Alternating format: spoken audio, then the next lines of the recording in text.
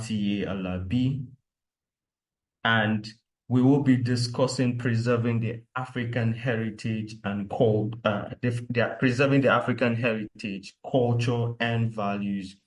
Now, I want to quickly go through the speaker's profile. Speaker Tola T.A. Alabi is a sage, thinker, and a teacher of godly principles. He considers himself simply as a curious student of life, and he shares his unique thoughts and insights on life, work, and relationship. He sums everything up as life branding on his podcast, ProUp Masterclass. He's very passionate about clarity. He's very passionate about helping people find clarity in life. So he's a well sought after speaker. He's a mentor. He's a teacher, and he's here with us tonight. And he wants to help us understand more about preserving the African heritage. So, TA, I'd like to say welcome to Emerge, and this is Emerge 2024 Design Series, and I'd like to thank you for your time tonight. Please, I hope you can hear me. The mic is yours, and we can't wait to hear from you. Okay. Sorry. Can you hear me? Yes, I can hear you. Should be unmuted. Okay. So I think Lucky, just a moment before TS starts, just trying to get in touch with Lucky. This is actually meant to be a Q&A, right? So that's why I had to just come in a bit. Oh, So it's meant to be primarily a Q&A, yes. So okay. Just a moment. I will get back to you in a minute.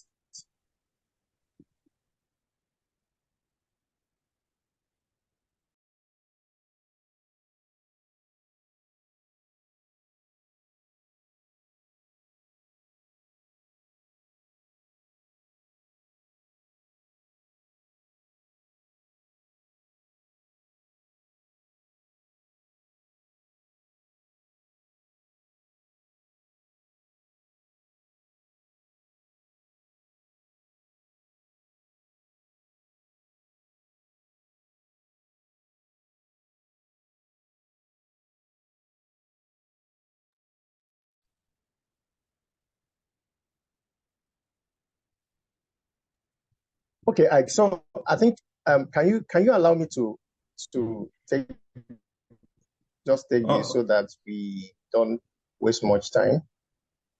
Oh, okay. I was just So I about think since I already have I got questions. Yeah, since I already have. Sorry, can you hear me? Okay, great. Yeah, I Okay, got great. questions. Please go ahead. Since you have them already. Okay. Amazing. Okay, go ahead, please. All right. Sorry for the delay. We're going to be talking about preserving the African heritage and all, and I just want to start. I believe, so I may be wrong, but I believe there's a cultural war going on right now, and it's especially to the soul of Africa. I'll put it this way: there's this cultural war going on right now, and Africa is it's at the receiving end of this cultural war because of a lot of influence, a lot of Western influence, and all. So I guess I want to start by my own question. I want to start by my own question. So, do you believe that there's actually a war going on, and or is sort of change that from your time growing up till now? Has there been some sort of huge a shift in terms of culture when it comes to Africa, or in terms of like the values? I want to start by that. All right. Thanks for having me in the first place. I'm very glad to be here. So thanks for inviting me once again to Design Series, Emerge, and I think I've been on Design Series now for as long as it has been, and I never get tired of being here because of the interesting subject matters that you, one way or the other, come up with. And I truly find today's subject very interesting. Talking about preserving the African culture or African heritage. And it's a very interesting subject matter because, going from your question saying, is there a war that is eroding our African heritage, our Africanness, our cultural systems, our value systems? It's a straightforward question, straightforward answer. There is a war.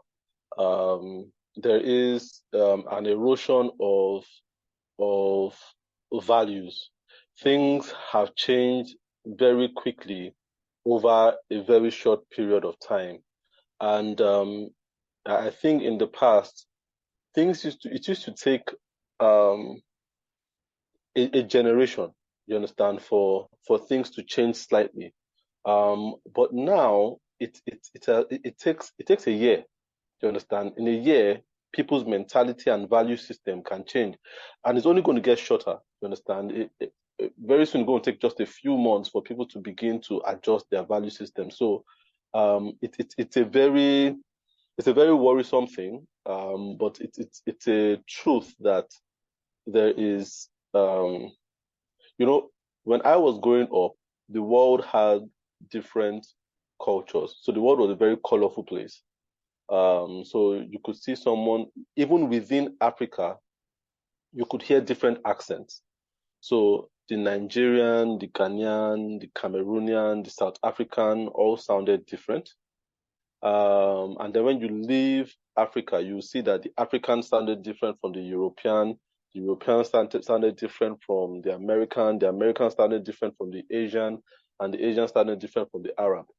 But now, when you're watching a video and you see a Chinese guy and you mute it, you see a Chinese guy talking and you put it on, you see a Chinese guy with an American accent talking.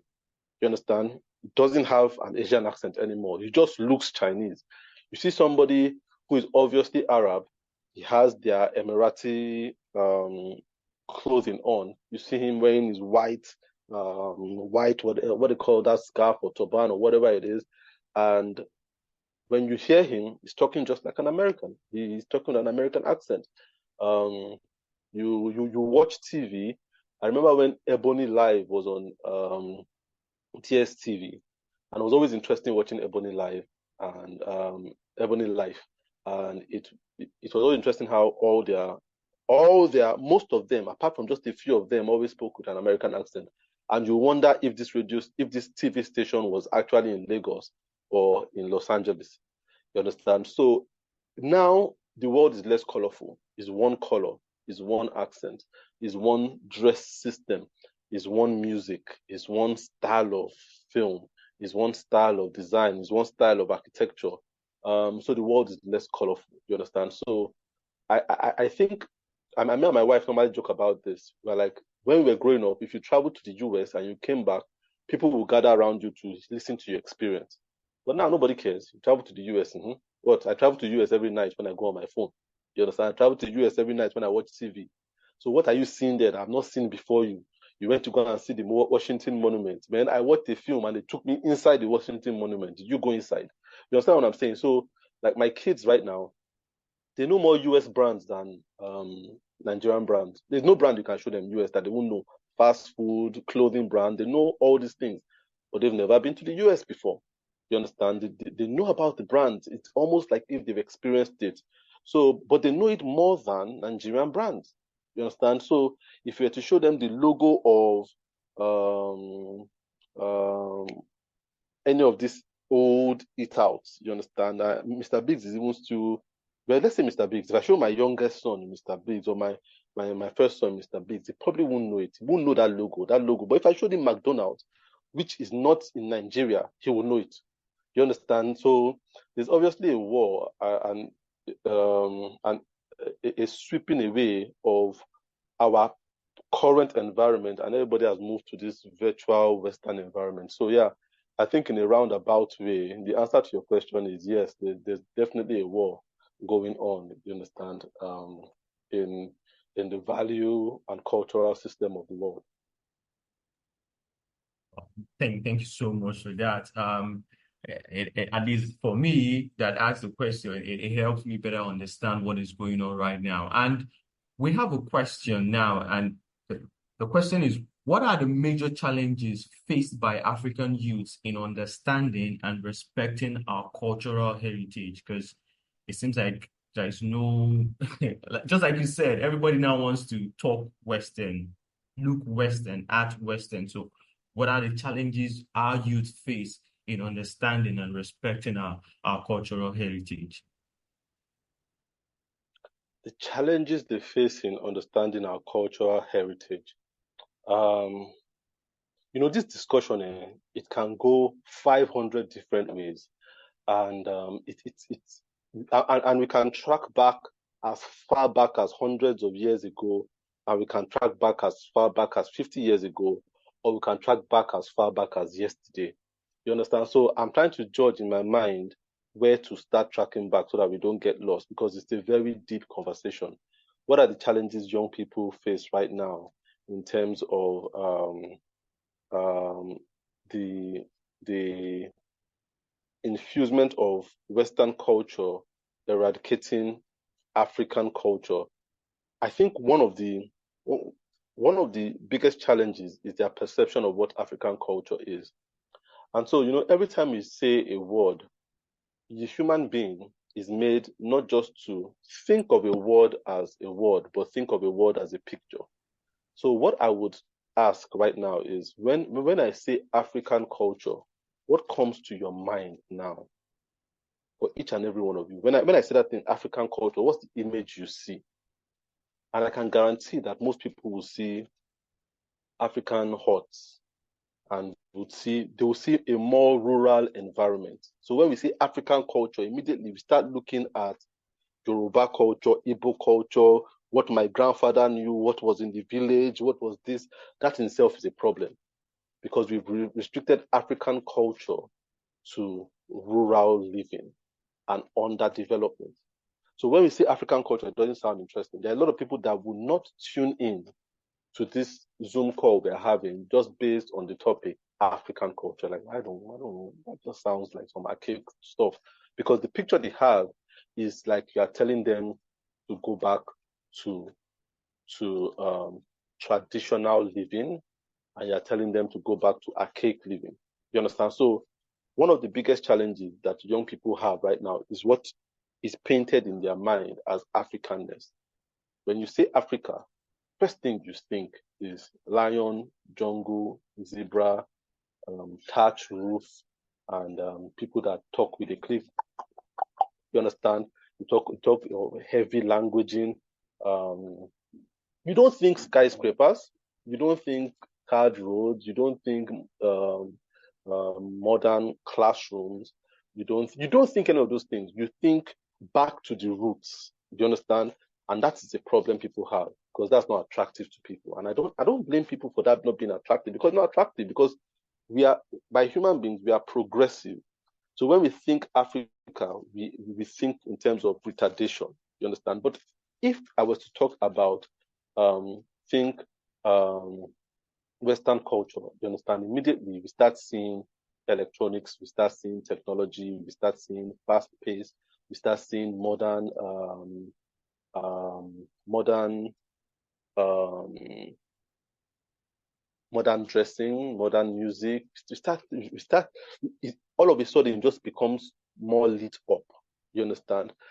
So the problem is our imagination of what it means to be African. And so we must be able to, we must have the ability to divide tradition, you understand, from culture. So a lot of times when we say culture, we always think of tradition. Tradition is different from culture. And so, and that's why it's always ridiculous when people try to talk about African culture and they try to costume themselves to be African. So when someone say, I'm African, you see, all the beards is, you understand, like big, what they call it, cowrie type jewelry, always wearing, kente and whatever it is and stuff like that. That's like wearing a costume. You understand? So we've reduced it to a circus where you have to dress as a clown or dress as a mime. It's not about that. Culture is more about the way you think. You understand? So you can't dress the way you dress. I'm wearing a shirt. You understand? But it doesn't stop me from being African. It now talks about your value system. You understand? Your belief system. So not just your tradition. You understand? Tradition is not what we're talking about. Tradition would change. Tradition would always change. And that's welcome. You understand? But then when we talk about Africanness, we are talking about our way of doing things, how we value people, how we value relationship, our sense of togetherness and community. You understand? Doing things for the general good rather than for the individual good. That's what we mean by African heritage. Because the Africans or Africa as a whole is a communal environment. You understand? It has always been that way. We are communal. We've always been communal. So it's always been settlement of communities and and tribes being together. So it has always been, I think because of the way our our um our our ecosystem is in Africa, it's also the way the people are. So you see that when you come to Africa, you'd realize that our fauna, you understand, fauna, there are flora and fauna. Our flora is the what they call it, the plant system. But when we talk about fauna, the animals, when you look at the animals in Africa, how do they live? So let's look at the animals in Africa. We have the popular ones. We have lions, we have elephants, we have zebras, we have the apes, you understand? So the gorillas and monkeys and stuff like that. Those are the animals we have here. Now think about it. How do they live? You understand? They live in lions, elephants, zebras. All of them live in herds, prides. You understand? They live together. They don't live apart. All of them. It's a very community-based animal kingdom that we have. There's hardly any African animal that is solitary. That's why you don't have tigers here. Tigers are solitary. They can't stay here. So you see, there is an ecosystem that even the people too live in. We are very community based. That's how we are. Check any animal, Africa, anyone, they live together. It's always together. But when you start going away from this temperate region to the colder regions, that's when you start seeing Arctic fox. Do you understand? They don't live together. They are always solitary. You understand? They live in caves alone. Tigers, they live alone. Polar bears, they live alone. You understand? So most of the animals there, they are very, very solitary because the environment is very harsh. You understand? So they are not communal. And the same thing affects even the higher animals, the people. We as Africans, we are social. We are social as people. Our value system is to be together and to help each other and to protect each other. The value system of the West is the same way their fauna is. They are solitary. You understand? So they're solitary. You see them digging burrows for them and their family. So you understand? So an Arctic fox might not see another Arctic fox for years. You understand? A polar bear doesn't see another polar bear. They don't live in communities. You understand? They might not see each other for years. A mountain lion, they don't live together. They don't live like normal lions. Mountain lions live solitary. You understand? Foxes, the same thing. They don't live together. That's why you don't see them here. So you can see it's a nature mindset. But you see, when we begin to take in that Western mindset, we begin to live the opposite way. So the Western mindset is fostering a sense of isolation. Live by yourself, stay away. So you see a lot of people, I don't just like to hang out with people. I just want to be alone, day your day, make I day my day. And it's killing us because we are not made like that. The same thing, if you do it to a lion, put it in a cage, in a zoo, to get sick. Do you understand? The same thing, elephants, put them in a cage, a zoo, just by itself, it will be sick. Do you understand? They want to be with each other. They want to be together. I have a group of desert tortoises here. And as tortoises, together. They're always together. When they want to sleep, they cuddle up together in one place. If you take one away, you see how it acts. It acts sick. It doesn't just like the fact that it's alone. They like to eat together. So even when you try to isolate one and give it food alone, it will leave that food and go and eat community food. You understand what I'm saying? And because they are here, that's how they do. You understand? So there has been a lack of adequate portrayal of what it means to be African. We've restricted it to how we dress, how we talk, you understand, all those things. No, those things are okay to change. You understand, with education, those things will change.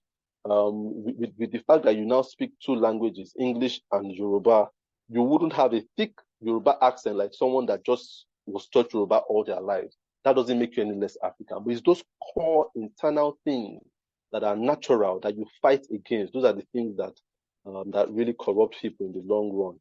So the truth is that the biggest challenge people have when it comes to this African mentality is what is the mentality itself, is what they think about what it means to be African. You understand? The research doesn't go, it's not very deep at all. It's not about what is in us. It's about acting a part. You understand? It's not about how we think anymore. It's not about how we dress, the kind of shoes we use and stuff like that. Those things are good, but they're more traditional than what you say is African. What's African is how we are as people. Is that collaborative spirit. Is that all or none. You understand? If it doesn't work for everybody, there's no reason why it should work for me. There's no reason why I should enjoy over my community. You understand? The communal spirit that is fast eroding because we have this Western isolation mentality of if I do well, then to hell with every other person. That is that perception that is the real problem. Thank you so much. Thank you so much. I just want to quickly follow up on this because I agree with you that as Africans, we are communal, and it's very important for us to have that community spirit. And you said something interesting, and because I wanted to follow up on that. Is it a programming thing? Because you said something about when we talk of the African culture, we look at hordes, we look at maybe people, and I see that a lot when you go maybe news anytime even news channels, foreign news channels want to bring up anything about Africa, they first portray these areas that make it seem like Africa is backward and all that, and it seems like we've accepted this as Africans as well, and it has affected our communal spirit. Some weeks ago, I stumbled on uh, a video of Dangote, the richest man, quote unquote, or one of the richest men in Africa, complaining about the difficulty of him as an Africa going going to another Africa or going to African countries as against a foreigner, just the visa issue in terms of like the visa restriction for him as an African going across Africa. And that has been an issue. I've stumbled across conversations about that, especially on Twitter, where we're asking as Africans, as a young person, why can't I just freely travel across Africa to experience diverse culture, diverse values, to have that conversation? It's easier for someone, an American, a young American, to just travel across it. They'll come make a YouTube video about it. I've been to 30 African countries in maybe 2 months, 3 months, or 6 months, and all that. But just to go from Nigeria to 5 African countries, it's like restriction upon restriction. That can't happen. I don't find that easy. So I don't know. Just help me understand, like, isn't that has helped, don't that help, contribute to all these challenges we face right now, that everybody's now isolated and now everybody should be on their own and all, and hasn't it kind of like inhibited Africa's development as well? Yeah, that's a good observation. Territory has always been a problem, and this issue of you need to show this thing before you enter my territory is a really bigger problem. It's very saddening that as an African you can't travel to every African country without a visa. It makes absolutely no sense whatsoever. Absolutely no sense. That I need a visa to go to Tanzania. I don't know whether I need that. I don't keep track of all these visa free or not visa free. But I had this conversation with a friend of mine yesterday, and it makes no sense. You understand that we still levy each other to um, to visit, the country of a relative. It doesn't make any sense. Just like every time I go to my sister's place, my sister lives in an estate. It's a high security estate, and it's always frustrating when I go there because every time I go there, I have to call her that I'm at the gate, and she has to call them at the gate to let me in. Always very annoying. You understand? Because I know the level of familiarity between my sister and I. There was a time we were living next door, and I could just go there at any time. But now she's living in this high security estate, and very, very hard. And that's exactly what we're doing to ourselves in Africa, where we need to wait for a visa to go to Zimbabwe. It doesn't make any sense. But then, it is all those things are not, they're not by accident. You understand? They're highly intentional for it to be that way, so that we do not investigate and explore ourselves as Africans. It keeps us wanting to go out. You understand? So if they are thinking, I have to get a visa for Zimbabwe, instead of using my money to get a visa for Zimbabwe, why don't I use my money to just get a visa for Dubai? You understand what I'm saying? Or a visa for the UK.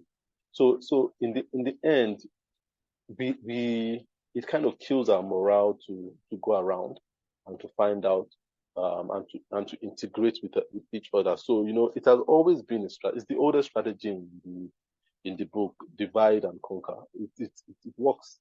You understand? It works like magic. You can divide people, you can conquer them. You understand? Turn them against themselves. So divide and conquer is a very subtle divide and conquer tactics that has been fostered. That which is, don't let them in. Don't make yourself easily accessible. If you don't talk to each other, then there's no way you can build a relationship. There will be animosity between you. There will be a sense of apathy. You understand? So the Zimbabwe doesn't seem familiar. The Zimbabwean doesn't seem familiar to me. The Ugandan doesn't seem familiar to me.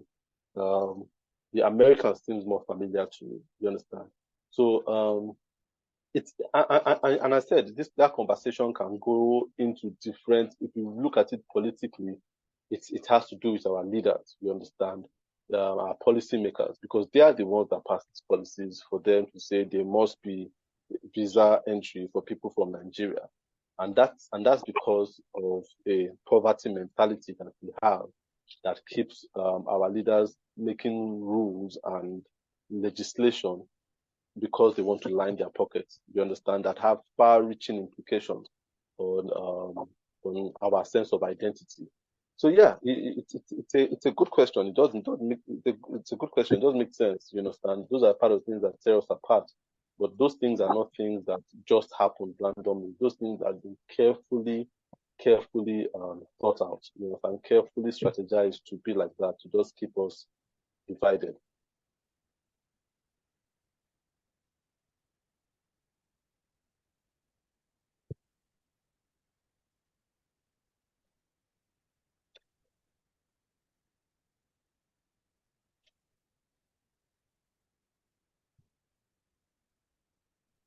Can you still hear me, Ike?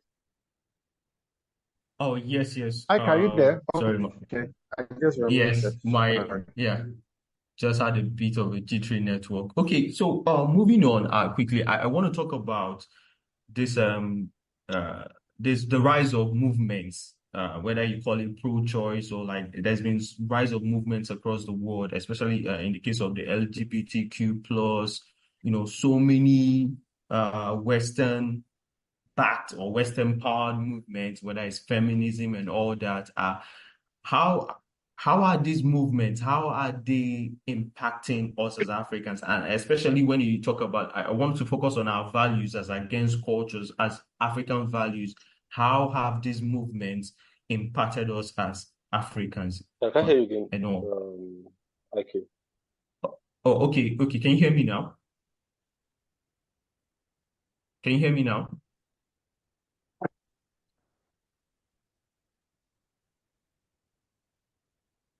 trying to figure out. Sorry, can anybody hear me? Yes, Yeah, I I can hear you can now. hear you. I think it's a network issue from his end. Okay, great. He can hear you. From Please my go Oh, end. ahead, okay, Ike. okay, okay. Yes, So, it looks like it's from your okay. end because I was hearing All Ike. right. Oh, okay, Sorry. okay. So Yeah. I was asking about how these movements, whether it's the LGBTQ plus, the feminism movement or Me Too movement, like how have movements like these, how have they impacted us as Africans? How have they impacted the traditional African values or the African values? I don't want to use the word traditional, just African values per se.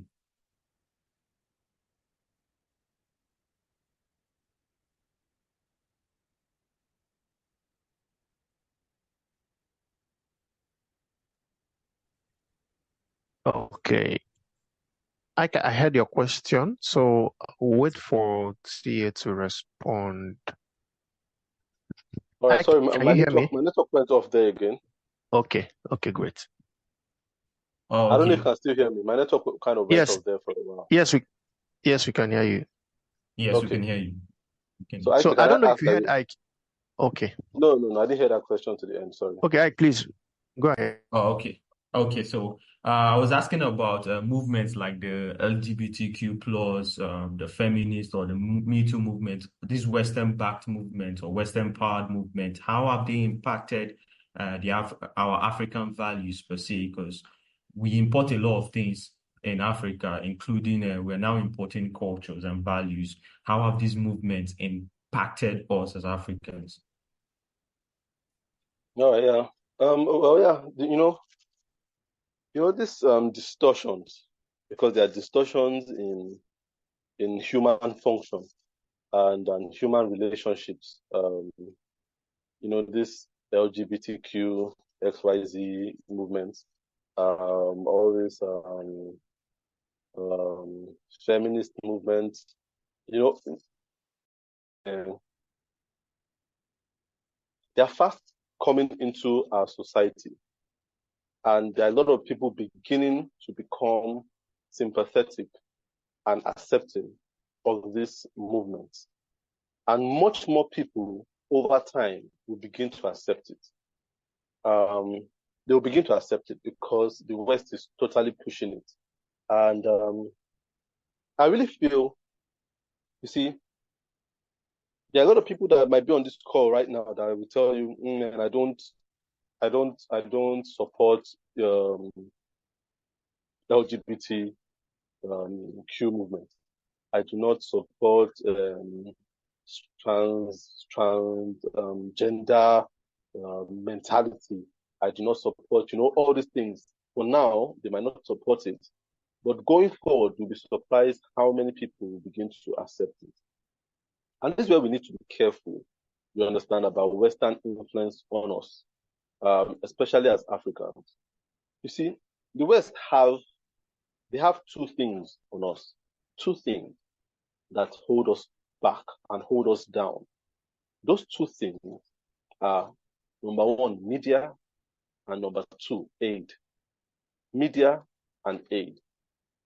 Those two things are always going to keep Africans shackled. The control of media and the control of aid. Aid being financial aid from the West. As long as the West is the one transmitting what we see as media, they control our minds.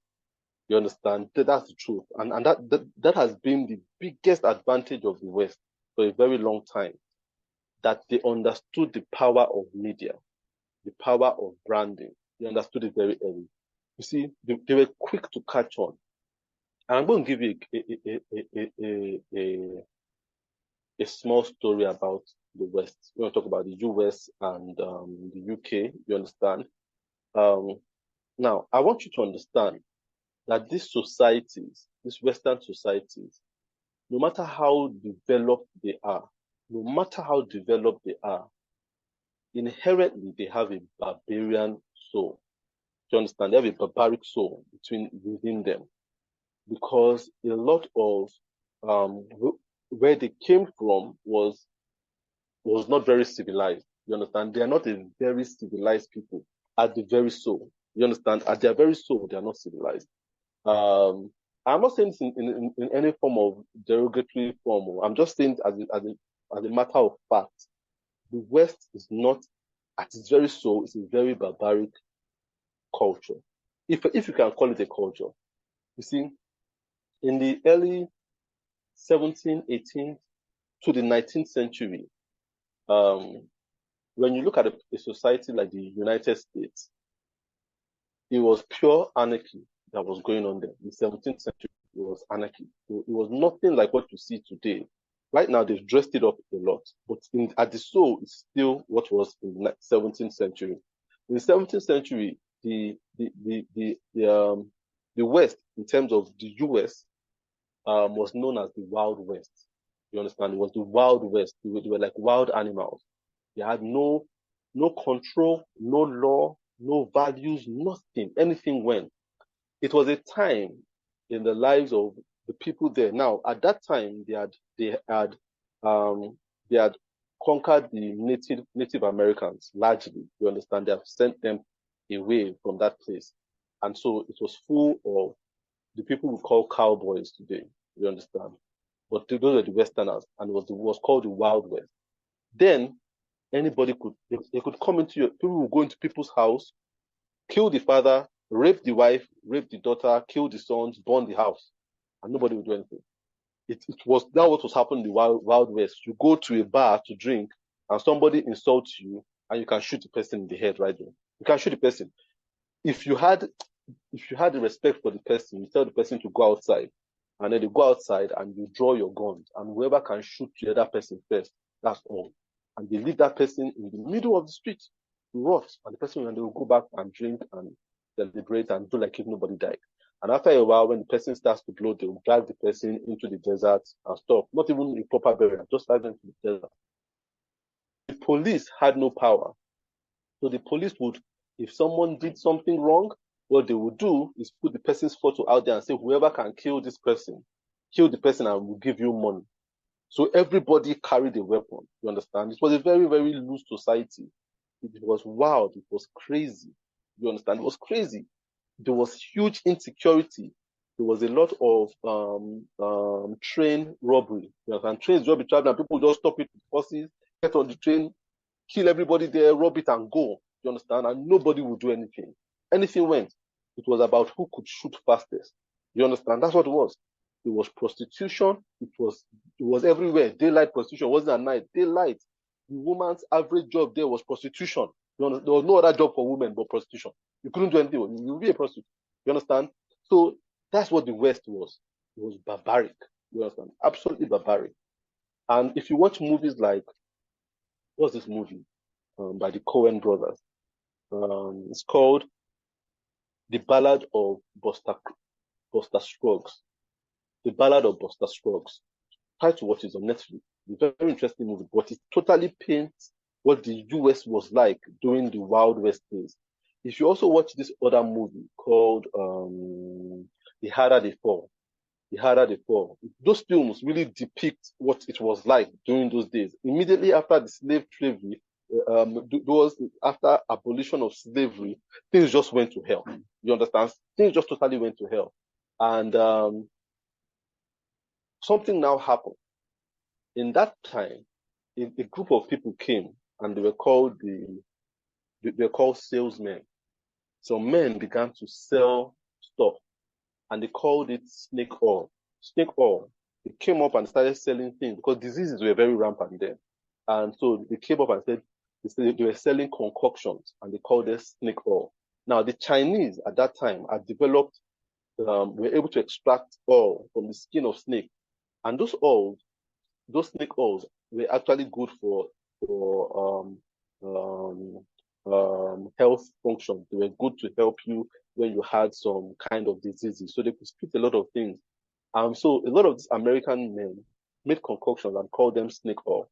And were selling it to people, and people started buying those things. But it was not snake oil. They were just concoctions of things, you understand, that didn't really make sense. And they will sell it, and they will go from county to county selling it, and they will sell to a lot of people, and people will buy, and it will not work. But by the time you knew it didn't work, the salesman has gone somewhere else and they're going and people became millionaires doing this thing. Absolute millionaires. And you see, someone like Rockefeller's father, that's what he did. He was a snake oil salesman, William Rockefeller. That's what the family got their main money from. It wasn't from industrial stuff from his son. It was from that his father's snake oil sales. So that's what they used to do. But it never used to work. It was a scam. And what happened was when people found out that it was a scam, they couldn't do anything because they realized, okay, this guy scammed you, but they couldn't report to the police because number one, the police was not functional. Number two, the police will tell you that did he hold a gun to your head when he sold this thing? You say no. They just spoke to us and sold it to us. And they were like, so we can't do anything. You didn't ask enough questions. You didn't ask enough questions, so he's right to sell you anything. And that thing sowed a seed in the Western society. And that's the seed we're still grappling with today. That seed called capitalism. That's the seed of capitalism. That as long as you can get somebody to buy it, and they buy it without you forcing them, you are good to go. It doesn't need to work. You understand? And that's what has destroyed the Western society today. And that's what they are selling back to us. That very seed of capitalism. That thing that snake oil tradesmen used to do then, to say, it doesn't work, but then I have sweet mouth. You understand? So you can see that what they kind of fostered them was your ability to talk. If you can talk well, they can sell it to you. If you can talk well, as long as you can talk well, and you can sell it without threatening that person's life, you are in business. You understand? And so they focused a lot on sales by talking, and then they also found out something called packaging and branding. And that's when they started branding their products. So those snake oil, the bottles were incredible. The labels were good. You understand? So you didn't question it. And because of that, the branding blinded people. So you see, that was their first entry into media, that branding and that ability to talk and talk people under the table. That when they realized there's something here, there's something here. If we can sell this thing, everything to the rest of the world like this, we will be the strongest country in the world. And that mentality is what they took from country to country, that snake oil mentality. Just say, let's just learn to talk and put it in a good container, and people will not question it. As a matter of fact, it got to a point where people were beginning to say, we wouldn't buy these things anymore. So the snake oil merchants were having problems. So they now realized that they need to get them to continue buying. And then they started mixing those things with cocaine and other addictive things. So even though it wasn't working for you as a drug, it was working for you as an addiction. So people kept on buying those snake oil drugs that were not working because it wasn't making them feel fine, but it was making them feel high. And that's where the drug epidemic started in the US, through those snake oil merchants, because they needed to continue selling. So people knew that it doesn't work, but I like the way I feel when I take it. But my cancer is still there. My ulcer is still there. Diabetes is still there, but it makes me feel really good. You understand? And that's the problem with the media that the West has kind of propagated today. They realize the power of media.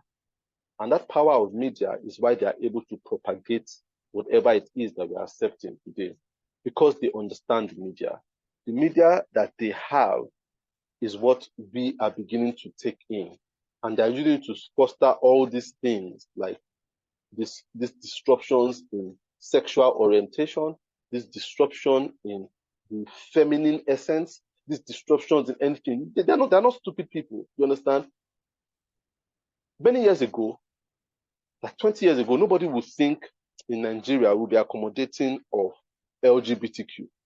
But with the advent of platforms like Netflix and the rest of them, where you are watching something and 5 minutes later just bring in a disruptive coercing into it, just begin to chip down on your resistance. And before you know, you're like, it's not that bad now. What do you mean? Just allow it. That's how they are born.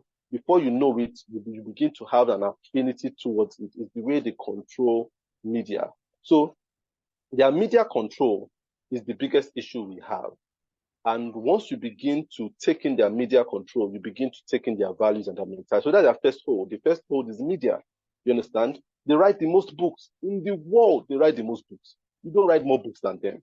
You understand? They write the most books for children, for women, for men, for romance, for whatever it is. They write the most books. They produce the most movies. Nobody produces more movies than Hollywood. That's the truth. If you see, Bollywood might come close. But Bollywood, the problem is that they don't control the media. You understand? They don't control the media. So they might be producing films, but what is the platform to put the films on? Nollywood, they produce films, but no media. You understand what I'm saying? But Hollywood, not only do they produce the films, they produce the media that transmits the films. You understand? That's why they will always be number one. So media is the first thing. That's why you need to be careful. So a lot of people, as long as they're still drinking that their media, eating that their media, very soon you'll begin to have affiliations and sympathy and empathy or sympathy towards all these movements. And before you know, you start thinking that way. The second thing I said is aid. Aid is a big problem. And that's why it's important for them to keep Africans and the rest of the world impoverished so that they can always give aid. Aid is even worse than media. It's a worse hole than media because the Western world controls aid. Do you know how much aid Nigeria takes from the US, from the UK?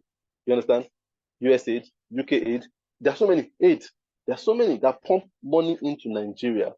Now, why aid is a problem is, you know what they say about you never bite the hand that feeds you. That's the problem. Once the hand starts feeding you, you must be careful how you eat that food from the hand. You understand? Because the hand that feeds you can also slap you. So you see, this aid is a big issue. And that's why I keep telling people that be careful how you want to scale. Because, you know, the Western media too has taught us that in business, we ought to scale. You understand? So it has taught us scale as a matrix of success. And that's a toxic mentality. That scale, it's putting people in a lot of trouble. And people, like I say, in the future, a lot of people will be accepting of this LGBTQ thing that you never thought you'd be accepting of it. A lot of people, a lot of young people that are young entrepreneurs now, they have no option because they are collecting aid. And aid is a problem. And because you want to scale, you collect aid. So I looked at my life and I have been very blessed in my life in a very weird way. I've been very blessed in the sense that my life has never been spectacular. I've never, even when I was working as a graphic designer, spectacular things never happened to me. Never. I never had spectacular clients. So if you look at my portfolio, I don't have any high profile clients. I don't have any. I've never won awards. I only have one award in my 20 years of doing graphic design. It came 2 years ago, and it was what's his name? Precious, Dr. Poe, that just organized something and say give you something for work you've been doing. Awards, I don't know. So when I see people and I see awards and plaques in their office, I'm like, what are these guys doing? How do they do it? You understand? I don't have awards. You understand? I don't have sponsorship. I don't have sponsorship from people. So I've never done anything and I've gotten a sponsor before. I don't have, you see, I used to wish for these things. I don't even have numbers. I don't have numbers to my social media, my YouTube channel, my videos are in their hundreds or in their tens. So some of it, you see 29 views, some of it 100 and something views. I don't have those things. And those things used to bother me before, but I realized they are a blessing. You understand? They are a blessing. And this is why we need to be careful. For some of you that think of all those things as matrix of social media views and following. The reason why a lot of people would accept these perverse things like LGBTQ or feminism or all these Me Too movements and stuff like that, why you accept it is because they will threaten you with a cancel culture. That thing is the biggest threat of anybody who is fed by the Western age. Do you understand? Cancel culture. People will do anything not to be cancelled. So there are two people that will have control. Those people that have all the resources and those people that don't have anything. I say, you cannot push a man who is already down. So if you have all these things whereby you have a platform that has a lot of followers, maybe so many followers, you're at risk. Because a time would come and when those Western platforms will begin to demand a quarter of your content for all this perversity. And if you are not willing to support it with at least one content a month, mark my word, it's going to come. One content a month supporting LGBTQ or all these things, they will cancel you. Do you understand? So if you are taking that their media aid, their YouTube aid, their Instagram aid, be careful, you will cough it out one day. You see, I see a lot of people, I tell them they want to host programs and they're looking for sponsors, they're looking for foreign sponsors and stuff like that. Those things might be good, but they will come back to haunt you if they are coming from the West. So there's some people that have started programs, they have yearly programs, and those things have grown because they have aids, foreign aid, sending them foreign currency every day to scale their program. So they're having some big event centers. The lighting is good. Everything is good. The backdrop, everything, the advertisement is good. We have an award system, an award show. And they're looking at it and they're like, okay, we'll sponsor this award show. We'll be giving you $100,000 every single year so that you can scale your award show. So your award show, you're advertising it on DSTV, advertising it on the internet every single time. You think you're growing. Then a time would come when they will say, this is your award show. You have to give an award to someone that is LGBTQ. You understand? What do you do? What do you do? Those people have been sponsoring you for the past 5 years. People know you at a particular height. You will not say you won't do it. A lot of people will do it that will shock you. Even churches will begin to do it because they are beginning to eat that Western aid. That aid is a problem. That aid is a problem. And that's why I feel the Bible tells you, do not despise the days of small beginnings. If you can keep it as small as possible, as manageable as possible, please do. You understand? Because of that aid, that a lot of people will begin to make compromises. They will make compromises. I'm telling you, you'll be shocked that a lot of people say, I support it now. There's nothing wrong with it. Why? Because they're holding them by the genitals. You understand? They're holding them. We are not sponsoring you anymore. That your YouTube channel, you haven't interviewed somebody that is LGBT. Interview somebody. Why did they cancel you? You see? But if you are not eating their aid, you won't be scared of being cancelled. You understand? If you're not eating their awards, you understand? So all these things that seem good, international awards, international recognition, all those things can be very cancerous. That's the hold they have. Their media and their aids. So we need to be very careful of them. Wow, like I'm happy I'm here. That's just all I can say, and I'm pretty sure that we're feeling the same. So we have like 4 minutes to go, but I just want to just talking about aid. This is from my own personal experience, and I'm going to keep details aside. I once worked with a charity organization, and then of course, when it comes to charity organizations, we receive aids and all that, and one of the compromise we had to make was supporting abortion. And I saw people that were quote unquote Christians turn talking and all that. Even like everybody was feeling good with abortion talks and all that. And I remember having issues with the CEO that day concerning the whole abortion thing. But it just goes to show the power of aid. Just to make us make compromise. And like I said, these were Christians and Muslims, like tongue talking, as in faithful Muslims and all that. But that day, everybody was pro-abortion, and it was just a crazy thing. Now, looking at this daunting task, these guys, they have the media, they have the aid. How do we now preserve our values? Because just like we're talking about the inevitably just like we're talking about, AI is here, globalization is here, and it's not going anywhere. You just said something about you can, with your being at your house, you can go to US today, and then just by opening your phone and just logging in on your phone and all that, it's here. And these guys own all this. So how do we fight this, or how do we go about and preserving our core? What can we do? Because you just rightly say we don't have the media, we don't own the media, we don't even tell our stories. 99% of African stories are told by the Westerners, not even us.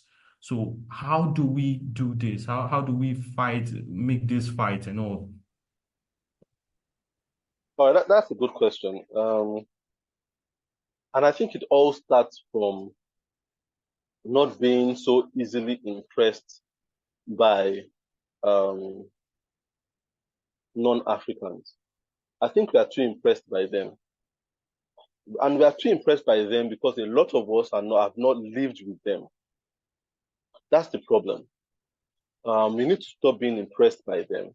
When you live with them, you'll be less impressed by them. And there aren't enough Africans that have lived with them. And that's okay, but a lot of us do not even believe the people that have lived with them because we drink too much of that media water. You see, there's a difference between visiting the US or the UK or Europe and other countries in Europe. Visiting is there are three means of contact with the Western world. 3, there is contacting them and experiencing them through their media. So you can experience the US by watching their content, and you feel like if you know the US. But that's the least informative way of it, because that content is very curated and it always looks good. They've perfected that art of making that one look good. You understand? But a lot of people, what they judge the US by is what they've watched on TV. So the US is a good place to go because it looks good in this film that I watch. You understand? Some of them will buy magazine. You understand? So they still in magazines and stuff. So it's a good place. So those people, their contact with the West is through media. Some other people, their contact with the West is not just through media, but through visits. You understand? So they would always advocate and eulogize these societies because they've seen it on TV and they've gone there for 3 weeks. They've gone there for 3 weeks, for 2 weeks, for 1 month. Let's even say 4 months. They went on holiday. You understand? They went to spend their money. Now, those 2 experiences, they are always good. Because one thing you must understand is that these guys are good marketers. If the dynamics is your money going from your pocket to their society, they will be as good as possible. You understand? They will show you the best of their side. You understand? You will not see that they bad. It will always be a great place. So when you come back to Nigeria, you will hate Nigeria. You'll be like, this terrible place. Why did I come back? Look at 2 weeks. I just enjoyed myself. It was just because you went to visit. Everything was just a screen wall. You understand? They put a nice screen wall around the society because the dynamics is, remember, it's a capitalist society. Snake oil. To get that snake oil, they must look good. You understand? So they will show you everything you want to show you. They will smile at you. Everybody will be nice. Maybe you're buying stuff. You're going to shops you're going to Louis Vuitton to buy stuff. The white man will be the nicest person in the world. They will be so nice. You understand? So nice. They're so nice. They know how to do business. They are so nice. They don't cheat people. They're just, that's what people that go on holiday think. Then there's the 3rd point of contact, which is the real point of contact. People that go there to live. You understand? For a period of time, when you go and live there for a period of time, the dynamics now change. Because now, when you go there to live, you now have to get a job. When you now have to get a job, they now have to put their hand in their pocket to pay you. That's when they now realize that you are black. Before, you are not black, you're just a great visitor because there's money coming out of your pocket. That money has faded your skin. But when the money has to go the other way around, that's when they realize, this guy is African. Why should I pay him so much? He's a monkey, man. He's no good. He's no better than a monkey. Look at how he's talking. That's when they when they can't hear what you're saying as much anymore. And I don't understand what you're saying. You understand? But when you're a visitor and you have the money, they understand clearly. That accent, that money is like ChatGPT. You will just translate that accent into American accent. They will understand it. It's a capitalist society. Money makes the world go round. That's what capitalist societies are. It just breaks boundaries. But when it's going the other way around, that's when you start realizing its marginalization. So a lot of us, we don't understand. Once we start to understand that these systems don't like us, we think they like us because of how good their media is and how nice they are when we go on holiday. But when you actually go and live, you see, let people that go and live come and tell you their experiences. They will tell you, I've had the opportunity to live before.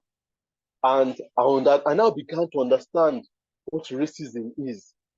I had the mentality that racism was Ku Klux Klan, white, they shit over your face, hanging people by the tree. No, they move past that one. That doesn't work anymore.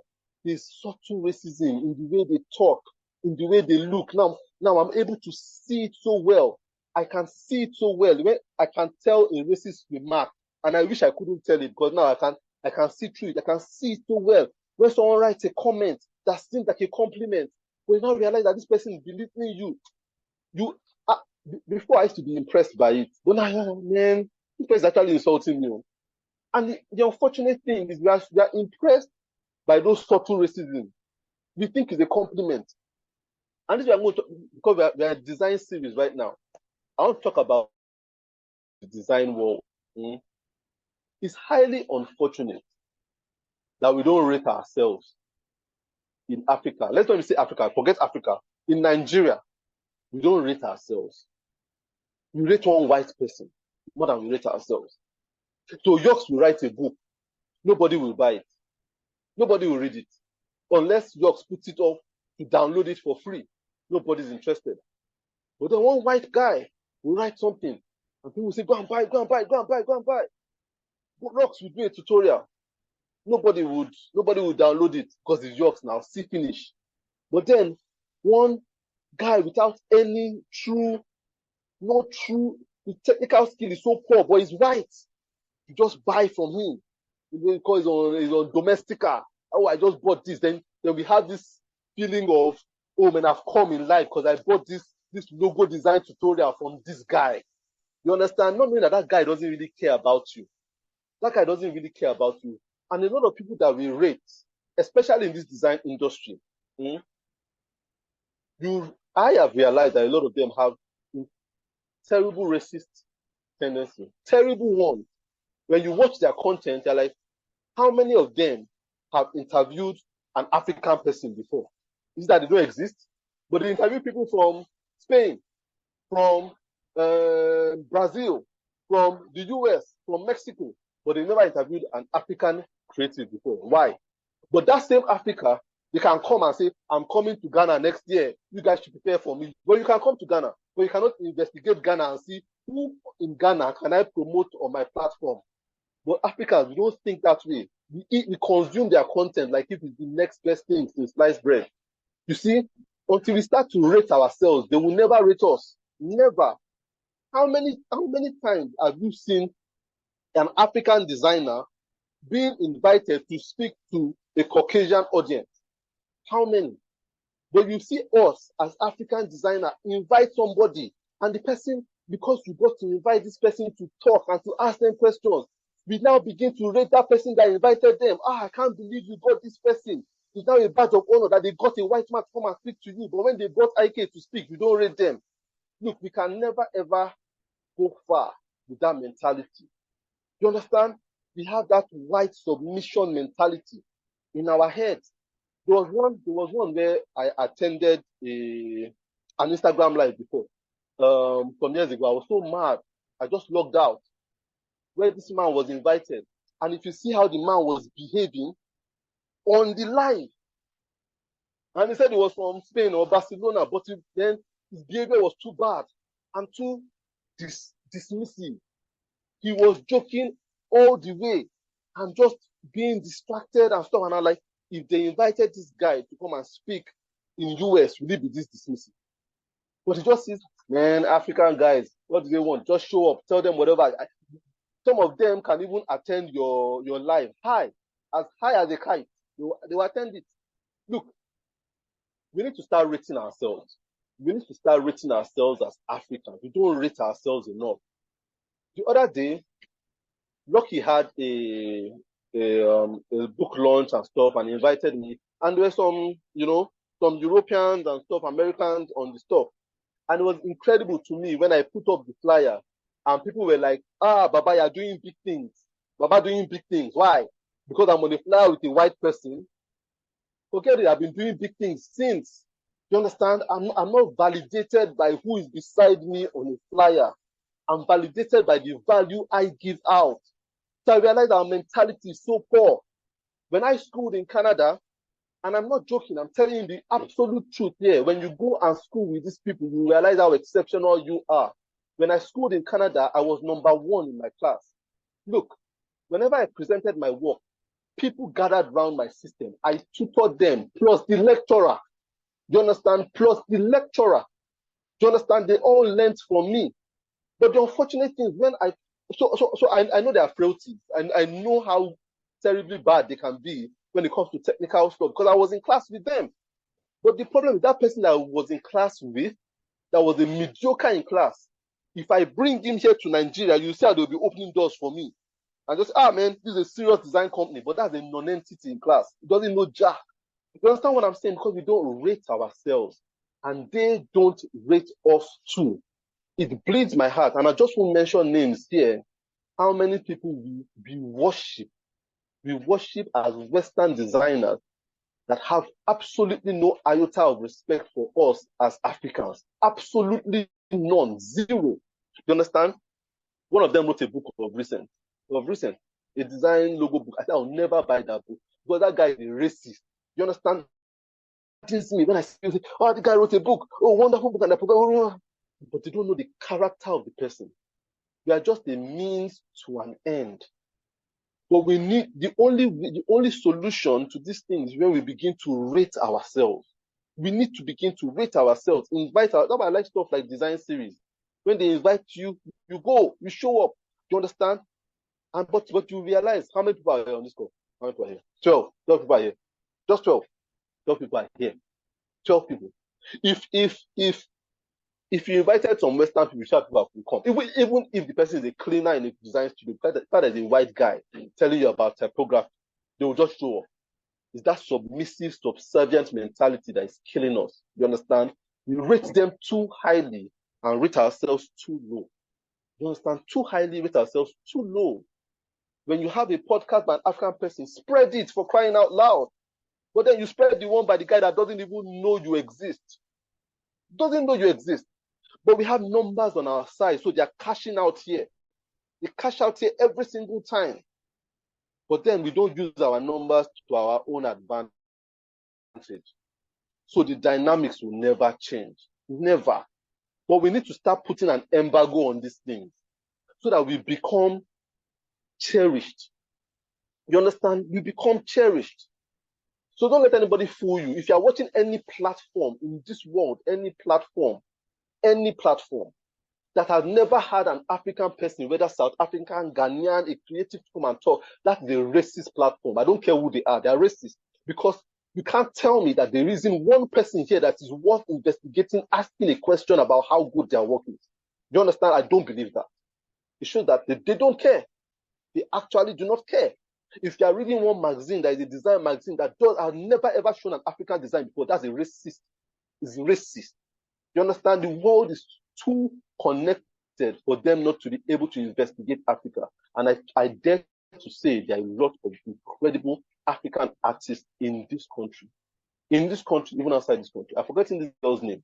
I've forgotten her name. But then she does incredible African art. There's no way why that girl should not be interviewed on one of these platforms. No way. Her work is not different from the rest of them. There's no way why York should not be interviewed. His work is not different. And those people are out there. If you just search, you understand? But the problem is, you might not even find them because the African community is not even doing anything to promote them. So we need to begin to rate ourselves. All these things will never ever change. It will never change. We'll always be having Sam David coming to teach us. He's always be the guest speaker. Sam David. It will never be Femi Komolafe or Uche something or Adamu something. You understand? It will never be. And until it starts to be, we can never begin to take our position as Africans on the world stage. We can never. But we need to begin to rate ourselves. Very important. Very, very important.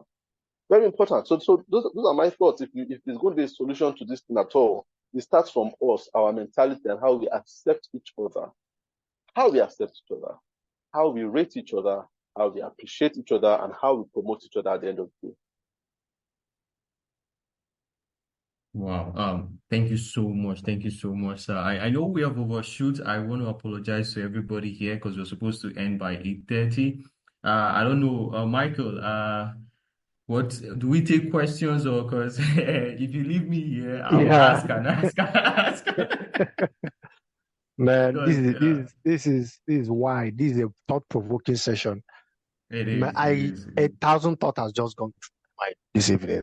Like you know these things, but it comes in a very dynamic way again. That sometimes we are unconsciously practicing these things, it's so sad that we don't rate ourselves. And I feel so sad this evening. You know, I'm telling you, that's just how I feel. I just wanted to add my voice. I feel so sad. And yes, that sadness should it should transform into, fostering change and how we can be able to begin to add our voices. When he was talking, I began to think through virtually all the creative platform that I know. And I could clearly see what he's saying. But you see, these things are subtle. It's just there, but you don't even know that this is what is happening. So, sorry guys, I please don't mind me. I don't feel happy this evening, right? So, but it's fine. It should make us to think. That's the essence of this conversation. It's the essence is to shine light where there is darkness. Okay, that's the essence of conversation like this. So this is 8:44. Want to take questions.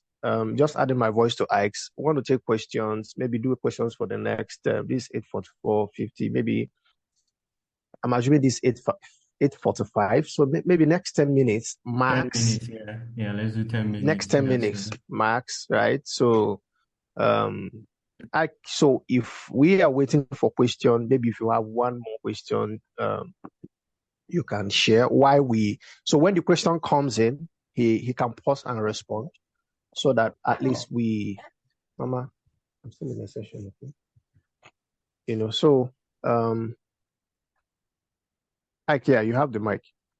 Oh, okay. So please, you know how we do it. If you have a question, please drop it on the chat board, and then I'll take it from there and then shoot. So I just want to ask, because since our conversation, since design series emerged, one topic has always consistently been popping up: AI. So I want to also ask about AI right now. How do we use AI? I believe AI is an opportunity for us. How can we use AI to advance our cause as Africans, whether through storytelling or whatever? Like, how can we use this to advance our cause as Africans in terms of like advancing our culture, advancing our values out there? Because I believe it gives us some sort of level playing field as well.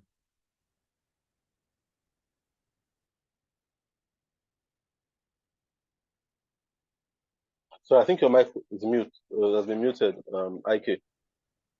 Oh, okay. Please, can you hear me now? Yeah. I heard a lot of your question. You're asking how can we use AI to foster our cause. Yes. All right, that's a great question. And I think Jobs has said a lot about AI and how it's absolutely necessary for us to use AI in today's world. Very, very important. It's not even optional anymore. It's not a trend. I tell people it's a disruption. It's a disruption that's going to cause a dent in the way work is being done. And AI, as a matter of fact, exposes a lot of cultural biases. AI is one of those platforms that if you type man wearing white t-shirt and blue jeans, it's going to bring you by default a white man. Until you put you qualify it and say black man. You understand? It's not going to come up with black man. So I realize that whenever I'm prompting in AI, I need to be very specific about that word black or African. And that already tells me by default it's not made for us. It wasn't made for us. You understand? A lot of the prompting is very Western. So it's going to give you white immediately. You understand? Until you put that there. And that's a big problem. You understand? And that shows that we haven't lent our voice enough to the machine learning. Because machines are not so biased. The human being can be biased, but the machine isn't biased.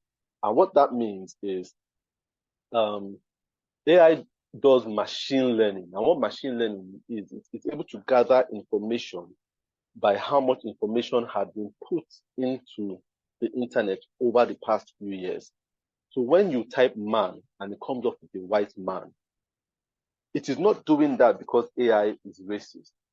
It's doing that because black people have not contributed enough on the internet. That's what it just means. They haven't contributed enough. And so if you don't contribute enough, it cannot pull enough.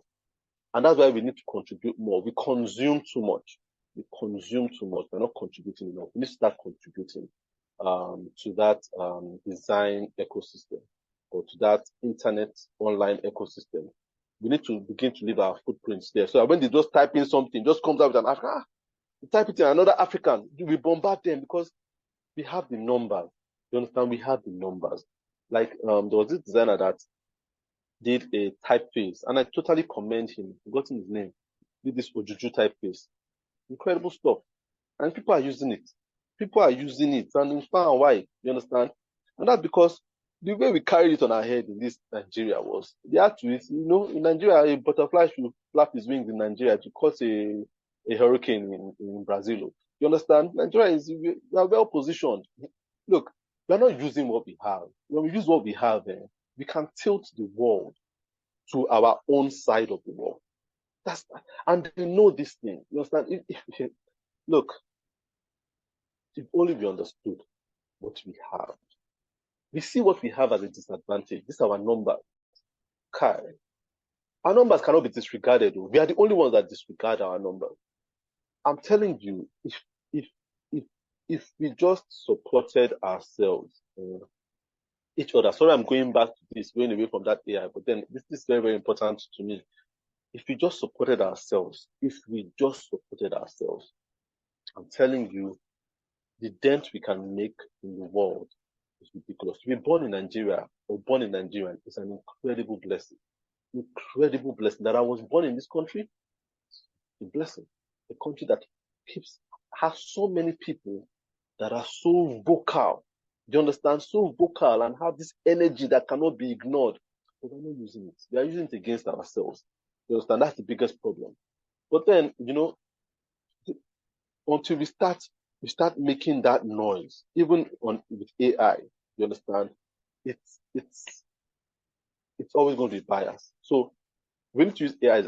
I use AI every single day.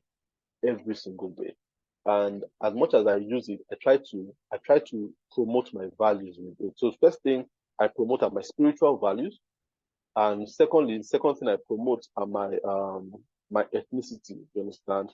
My national values. So my AI, you hardly see me do AI of a person that is white. I don't do white people AI. It has to be black. You understand? Black people. It has to be black.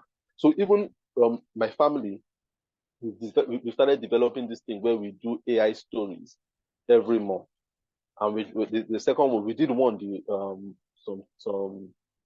like last month or 2 months ago, that was about an African jungle, an elephant and a rat and stuff. And we looked for names. We didn't go with all those Jerry the mouse and all those kind of things. You understand? So it was very African. You understand? In its essence, we use African animals. You understand that kind of thing? You can't be using polar bear when I've never seen a polar bear before. You understand? So we use Africa, we use the elephant, we use the mouse, we use that kind of thing. For us, that's how we add to that footprint with AI. Right now, we are doing another one that it's always about animals, but then we're talking about a dog.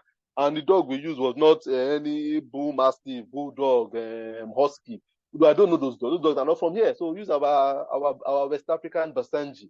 For the first time, my children know what Basenji is. You understand? They know Basenji. This is our own dog. You understand? It's a smart dog. It's an agile dog. It has good skin, good health, lives long, very alert.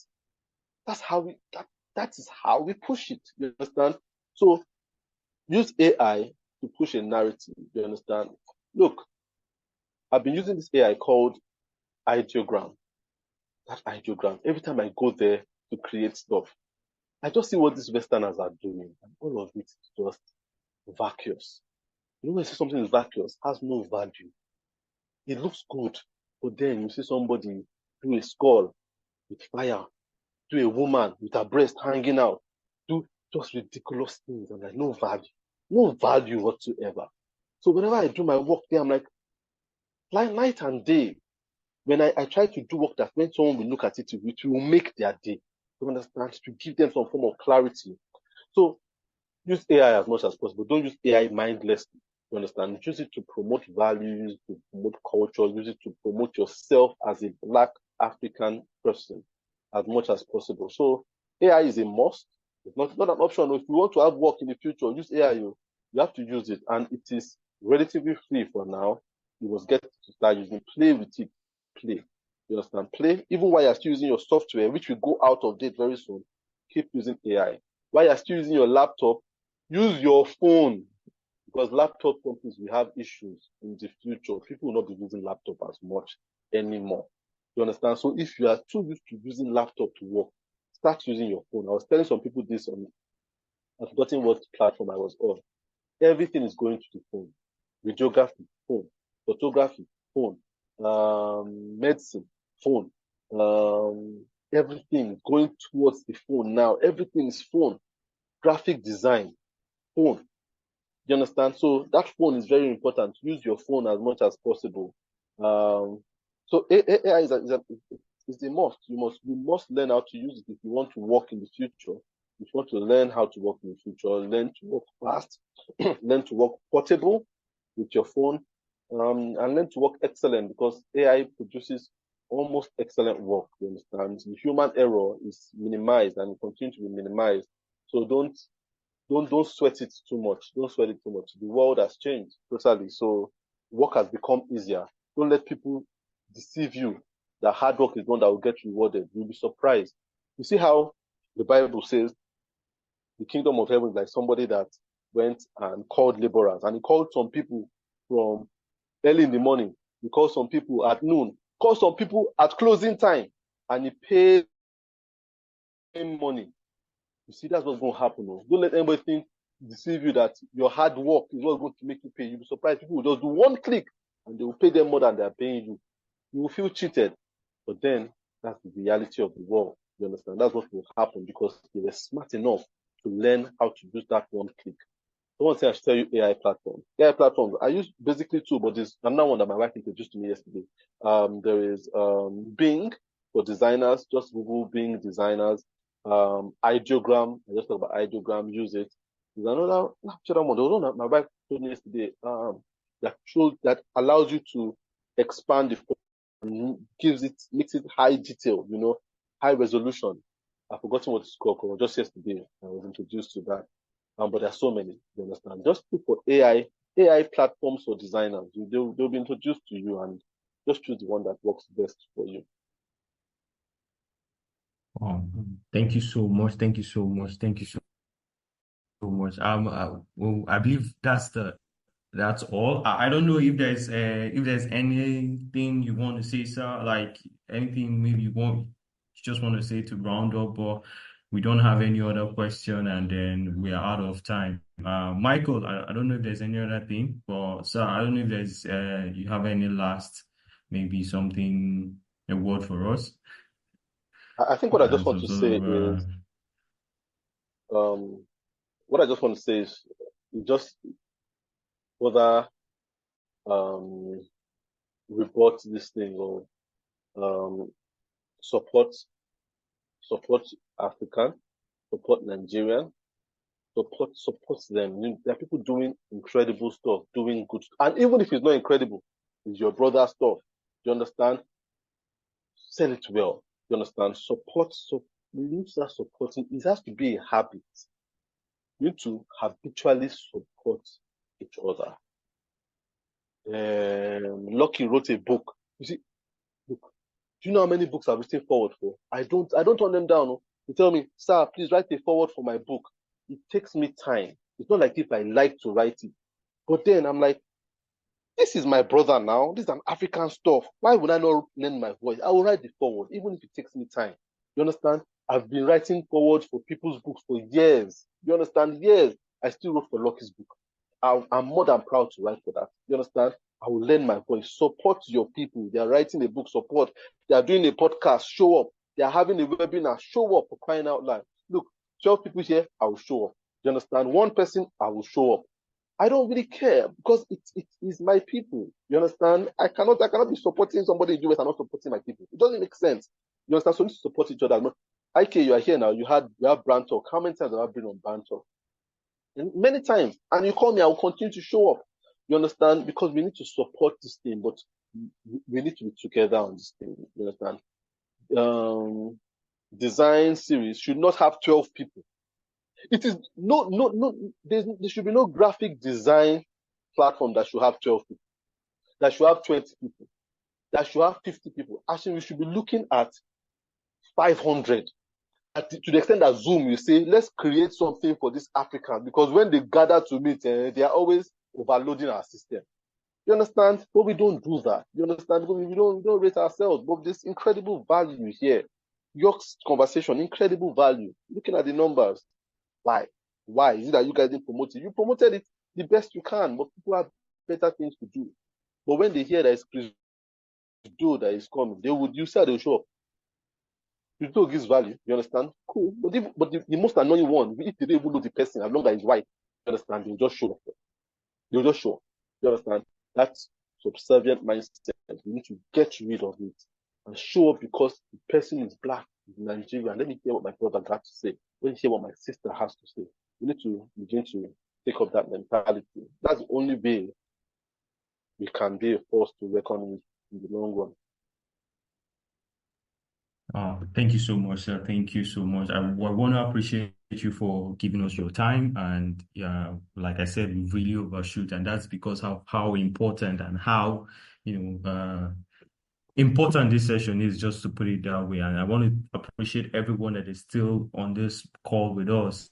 So I know like it's 9 o'clock now, and thank you for your time. Thank you for being here today. And I really appreciate. And I want to, Michael, I don't know if there's anything we're missing, just Okay. to round up so that I won't keep people waiting.